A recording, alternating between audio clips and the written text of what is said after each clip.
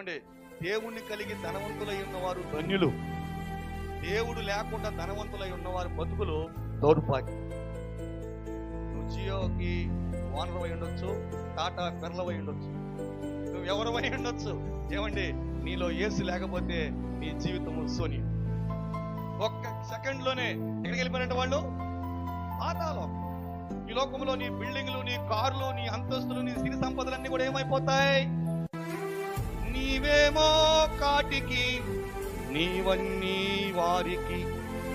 నువ్వేమో కాటికి వెళ్ళిపోతావు, కానీ నీకున్నవన్నీ నీ వెనకున్న వారు తీసుకుంటారు, అంతేగాని వాటిని నువ్వు అనుభవించలేవు. అందుకనే ఈ ఉదయకాల సమయంలో ఈ మాటలు వింటున్నప్పుడు ఏమై వాళ్ళరా చూడండి, యేసు ప్రభు కంటే ముందుగా ఈ లోకంలోనికి చాలా చాలా గొప్ప గొప్ప వాళ్ళుగా పేరు ప్రఖ్యాతులు కలిగినటువంటి మేధావులు, ఎంతో పెద్ద గొప్ప గొప్ప వాళ్ళు వచ్చారు.